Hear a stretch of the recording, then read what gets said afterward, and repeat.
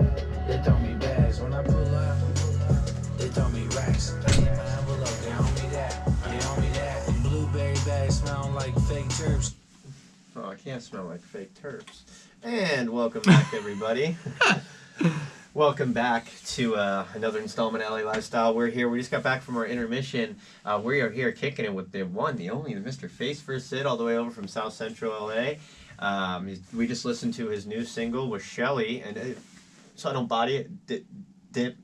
Dime tu. Yeah. I gotta get up on my Spanish, man, out here in LA. I don't want to be bodying it. But guys, that's available on all DSPs, so you can go over to his socials. You can check that out. FacevsIt, right, on pretty much everything. On everything. Yeah. FacevsIt. Take it. The link's in the bio, or you could just look that up on Spotify, Apple Music, wherever you get your music. Just go stream that, run it up, because they're not paying us enough. So yes. That part. Google me. Google search, discovery mode. But other than that, man, how you feeling? We're out here still big vibes. Out here still big vibes, man. Big you know vibes. So what future stuff we'll get in here? You know, on the project. I know we were talking a little bit about what you had working with some people. What future projects are really kind of not like, you know, disclosed, but are there, like, is there another album coming out here pretty soon? There's the album that Dime Tu will be on. It's called it's gonna be called Two Faces. Mm-hmm. The last one was called Three Faces, so Two Faces, you know, keeping it in the trilogy. I have a few singles coming out too. We are working on something with my crew, MM Clan. Shout out Barlos Got Bars and Sneaky. Member Tron Media Productions, who's like the management that makes this all happen, along with Concerts for You, which is David Vegas. He's a homie. But like, yo, man, basically, I promise you, this new album is it's different. It's the most me I've ever been on anything. Able to express on a project. Yeah, from the musicality, thanks to THX Beats, who just like literally, I'll go in there with references and be like, look, man, this is the Spanish music that I grew up on, and this is the English this is what I'm going for. Music that I want to make it feel like. And then he'll literally cook every song on this album has been about a 4-hour session from scratch to finish. Just one song. Just one song. That's good, because I've been going to some sessions and I see people, they push out these songs in 30 minutes. I mean, I could do that. Yeah, but the quality of the song and the emotion behind it, it's not there. No, it's not there. I mean, don't get me wrong. There'll be some sessions where I'll come in and I'll be like, let me fix this part on there, and then we'll start the next song. Yeah. Don't get me wrong. That does happen, because I feel like you listen to it, you're your own worst critic. You're gonna listen to it and be like, you know what, that little part. And then also the Spanish. My Spanish isn't perfect, even though it was my first language. I grew up in LA, so I speak a lot more English, and there's little things like I'll say la instead of el or whatever, because like it's la mano, even though mano is masculine. It's el. It's how different, if I could ask you, I know Spanish is Spanish, but are there differences from how your family and relatives speak Spanish in Ecuador than compared to Mexico? Oh yeah, well I used to. Like that's the dialect and stuff. That's another reason I kind of like my Spanish is a little off sometimes too, because like growing up I would like try not to speak Spanish because Mexican Spanish speakers would make fun of the way I spoke Spanish. My words wouldn't mean the same thing. So some words. Like what's an example? Like pelado is like how we say, Ecuadorians say like kid, like that ese pelado, like that guy, that kid, whatever. But pelado can also be like I don't know how you say it without saying something negative on air. It means, you know, when you stroke yourself or whatever. Yeah. Pelamela is like what they would say, right? Down there, but down up in So it's interesting. There's a lot of them, but like like straw, we say sorbete and they say popote.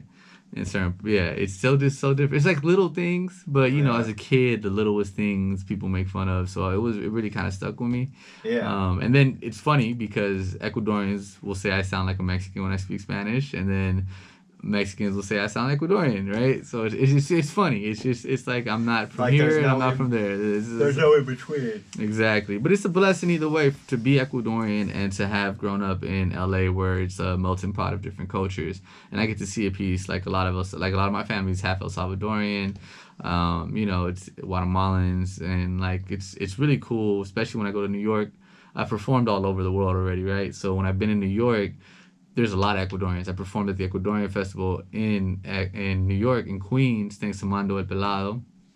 There's that word, but that's my homie's name, Mando El Pelado.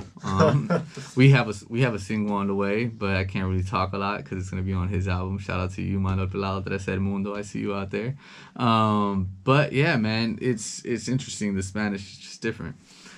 And with the Spanish too, like, do you think like it's a good way for you to a good way for you to diversify like the Spanish realm of the music scene right now? Because I know it, and honestly, the last like 5 to 6 years, I mean, the Spanish scene is really taken over. You got, Peso Pluma, you got Bad Bunny, J Balvin. Yeah, man. To me, it's great, right? It's amazing. It's also great to see a lot of artists that never spoke in Spanish or rap in Spanish take it now and really explore their... You even got Drake spitting Spanish bars. Yeah, that was not great. I know it wasn't, but that's what I'm saying. That's the type of influence it's even having. Yeah, and it's cool, but there was a time where I was made fun of for rapping in Spanish. I was told it was a gimmick by rappers you probably know, and now I hear the music. Yeah. You know what I'm saying? Now I hear them try to flip it in there, and I'm just like, yeah. No. And the thing is, either way, you're not going to do it like I do it. I've been doing it for so long. Yeah, and that's it's literally your native tongue. Yeah, exactly. So, yeah. You can roll your R a little bit harder than Bob. Yeah. And I also just think the way I was just blessed to go to Ecuador so often and then go to New York a lot because I have my dad's side of the family, all the Ecuadorians on that side. I was there a lot, right? So I was just, my Spanish, the way I rap in English and Spanish is just different. Do you have any, like, when you rap, do you reference anything from Ecuador? Or is there any, like, kind of... Oh, yeah. Well, I mean, is there, like, a song that is really shaped around Ecuador that you've written? No, there's not a song that's shaped around Ecuador, but there is a song that I made many, many, many, many years ago. I think I was, may have been, I was definitely, like, 22, I think, when I wrote it, right? It was like, not to date me, but I guess I already did earlier, so it was like 12 years ago. But there's this singer, his name is Julio Jaramillo, Jota Jota. Everybody in Ecuador listens to him. He's an Ecuadorian singer. A lot of Mexicans actually listen to him too because he made his name in Mexico and in Colombia because that's where you would go to get record deals back in the day. This is like way back in the day. This isn't for South Central America type thing, like you would be going to Mexico and Colombia. Yeah, exactly. Because I mean, there wasn't any real business anywhere else. Yeah. So he was a singer. He's like the... I like that Elvis Ecuador, I guess. Like everybody knows. How Fernando, Vicente Fernandez. Yeah, exactly. How he is for Mexico. Yeah, that's how that guy Julio is. Julio Jaramillo is for Ecuador for sure. That's a good one. That's a good analogy. Yeah, and I sampled him, and it's called Sangre, and it was one of his songs that I sampled on Nuestro Juramento, and it's one of my favorite songs. I still perform it. You've probably seen me perform because I've seen you play a couple times, and I remember when I met you, you had just released the Three Faces. Oh yeah, Three Faces but Three Faces was just, it was all new music. No, I know that, but I'm saying, like, I'm pretty sure at that show, the one you're talking about, I performed Sangre. It's how I finished my set off. Exactly, because I remember you had a really banger track, and after that, I was like, I mean, the vibes were great that night. This guy's got a really good live set too, man. If you guys are looking to have energetic performing, make sure you go to a FacevsIt set, especially too, if you got your boy behind you on the ones and twos. Sneaky, FacevsIt, sneaking in some sneaks. Yeah, you know what? I also don't rap over my song. I rap over the beat, you guys. And that is real artistry. Okay, you know what I'm saying? That's how you get booked at my shows. I can't stand it, man. I mean, I understand the chorus. Cool. I understand ad-libs. Cool. What, backing the whole track? Song? No, actually, the way I perform, if I'm being completely honest, if I have the whole session, I'll just take off all the main vocals. I'll take off all the main vocals because usually I'm performing alone. So like the ad-libs and stuff, I still want them in there. But if I have like Barlos sometimes performs with me, he knows all my ad-libs, so I don't need the backing tracks, right? But I promise you, it's all live. I'm all coming through the mic. I don't play that BS where cut out, let the song, and then okay, I'm gonna get back in. I'm gonna dance for you guys, and then I'll rap again. I'm gonna let you guys rap my lyrics while it plays on the speaker. Yeah. I can't stand it. Yeah, like I can do that in my shower. Yeah, exactly. If I came to see you perform, if I wanted to listen to your song, I would just play it on my phone. And be at my house, and I'd have to deal with all these people right now. Exactly. So. I don't want to catch any kind of flu or COVID, you know what I'm saying? right? Just don't pass the blunt. Right. Man. But hey, so we got, we're in the last 10 minutes of our showcase here. We're going to be wrapping up here momentarily. But one thing I do like to do, I ask this to all my guests now, it's just kind of just a good way to kind of cruise out. This world that we live in, it's very cruel. We're all going through a lot of stuff right now. What's one piece of advice you could give to an artist right now out there who's kind of like in a rough patch? They're thinking about maybe putting the mic down, putting the pen down, maybe a creative. What's just a little piece of advice you could give to creatives out there that are going through something? I would say the only way to get over anything, whether it be writer's block, whether it be a death in the family, whether it be just to get through it, to go through it. You have to go through it. You have to feel the emotion, because trust me, I was medicating myself, self-medicating to numb myself for a very long time, and I will tell you the only way to get through it is to go through it. You have to feel the emotions. You have to let yourself feel the darkness and soldier through it. And I promise you, as long as you work through it, as long as you are alive, there's nothing that life won't work out for you. The universe, God wants you to win. I promise you, God wants you to win. It might be the darkest day of your life, and have hit rock bottom. I'm telling you. All you got to do is soldier through, and everything will be all right. Exactly, right there. Yo, shout out to Face. Thank you for that, man. Yes, See, sir. we're trying to uplift and motivate people to the best we can, and it's really crazy to think, that it's not like, how do I say this in a normal way? It's like, I always wonder what's going on with people, Like, Yeah. well, what can I do to better this situation for you, Like, have you ever felt like a time and a place where you say, you hit rock bottom, where it's like you couldn't power through, Like, what did you do in that time to get yourself back to where you are today in your new line of success? I went sober. Yeah, there you go. I hit rock bottom. I literally could have died. I don't want to get into what happened, but I could have died, and I didn't. I could have gone to jail, and I didn't. And I was told, the most important thing to me is family. Right. A man who doesn't spend time with his family isn't a man at all. And I was told by my wife, at the time, we were like in a place where we could have been divorced. We were already there, you know what I'm saying?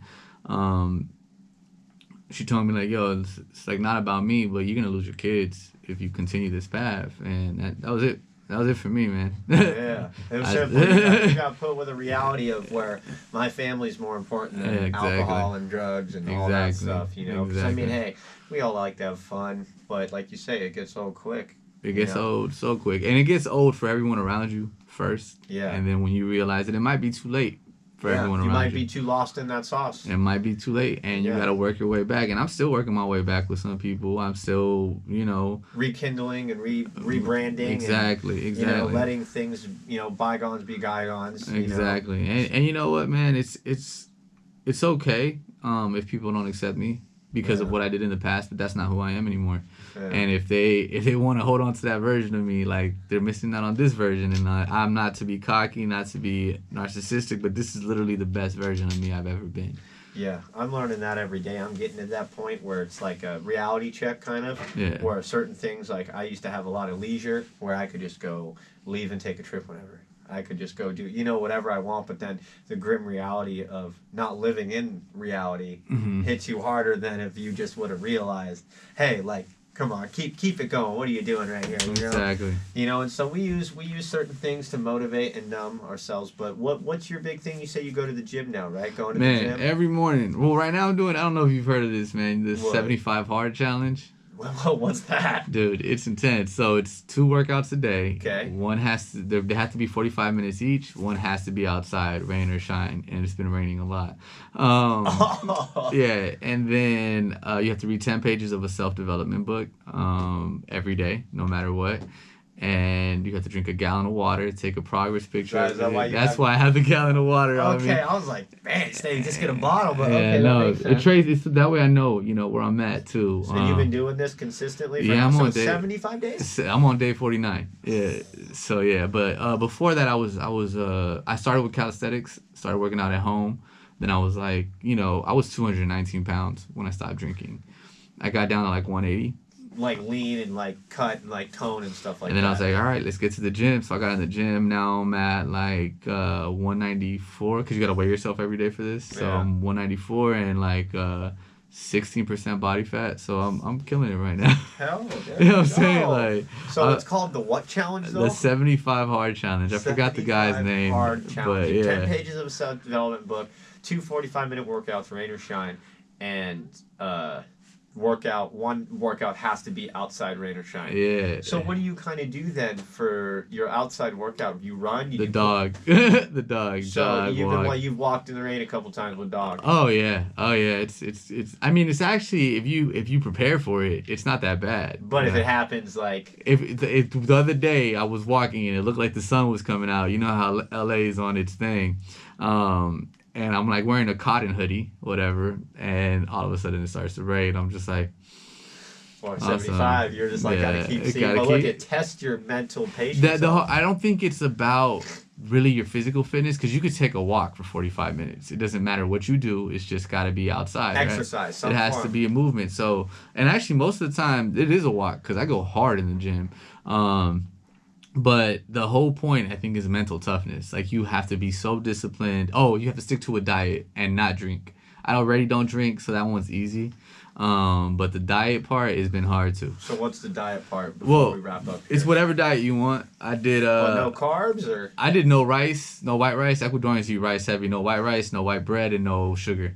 Damn. Yeah, so... Did y'all like coffee and all I that? mean, I drink black coffee already, so that was easy. I know. Shout out to you, man. That's like demon time right there. Hey, man. The only time I think I ever drank black coffee was like I had stayed up all night the night before I moved to LA, and I had to pack my U-Haul, and I was like, I can't put creamer in this. I was a barista, and it was just like I knew what good coffee tasted like. So well, there's real roasted espresso beans in South America, not like Starbucks where they just use coffee beans. Oh, dude, there's I swear to God, they're trying to bring Starbucks to Ecuador. And I'm like, why?